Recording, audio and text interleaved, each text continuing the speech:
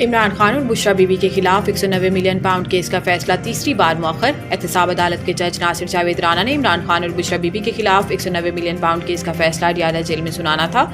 जज नासिर जावेद राना का कहना था कि मैं सुबह 8:30 बजे से अदालत में मौजूद हूँ। पानी PTI को 2 बार पैगाम भेजा लेकिन वो नहीं आए और ना ही बुशरा बीबी या इनके वकला की तरफ से कोई पेश हुआ। इमरान खान की जानिब से कहा गया है कि जब तक मेरी फैमिली या वकला में से कोई नहीं आ जाता तो मैं कमरा अदालत में नहीं आऊँगा।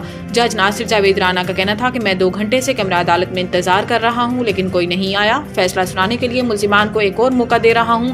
अब केस का फैसला 17 जनवरी को सुनाया जाएगा।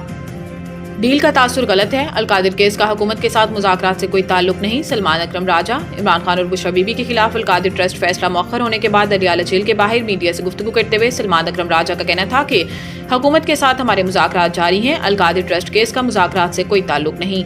सलमान अकरम राजा का कहना था कि ये तासुर देना कि कोई डील नहीं हो रही जिसकी वजह से केस का फैसला मौखर हो रहा है बिल्कुल गलत है। हुकूमत से मुज़ाकरात का मकसद जमहूरियत है। सेक्रेटरी जनरल पाकिस्तान तहरीक इंसाफ का कहना था कि ये सुनने में आ रहा है कि हुकूमत के साथ मुज़ाकरात की तीसरी नशिस्त 15 जनवरी को होने जा रही है। दूसरी जानिब चेयरमैन PTI बैरिस्टर गोहर का कहना था कि हमें दीवार पर लिखा नजर आ रहा है कि हमारे खिलाफ इंसाफ नहीं हो रहा। अगर हमारे साथ इंसाफ होता तो इमरान खान और बुशरा बीबी के खिलाफ अलकादिर ट्रस्ट का फैसला बहुत पहले आ चुका होता।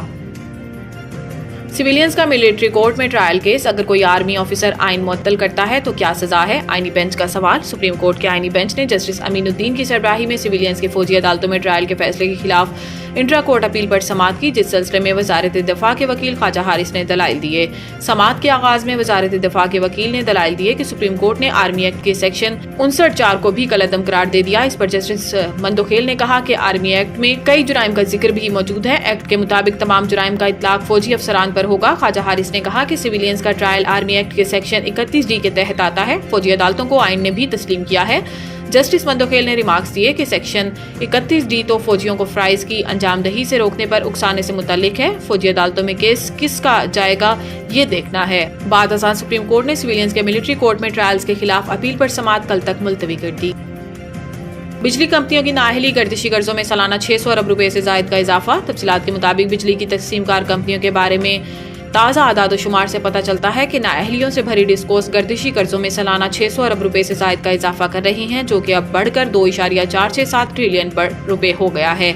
इससे जाहिर होता है कि हुकूमत के आला हुकाम बिजली की वसूली और चोरी के नुकसानात को रोकने में बुरी तरह नाकाम है और 92.44% से जायद वसूली के दावों के बावजूद डिस्कोस गर्दिशी कर्जे में माहाना 50 अरब रुपए का इजाफा कर रही है। डिस्कोस के मामला देखने वाले अहदेदारान का बताना है कि सार्फिन से बिजली के बिल की वसूली में मजमूई तौर पर रिकवरी में बेहतरी जाहिर करने के लिए हर साल ओवर बिलिंग के जरिए 10 से 15% रिकवरी डिस्कोस के जरिए की जाती है।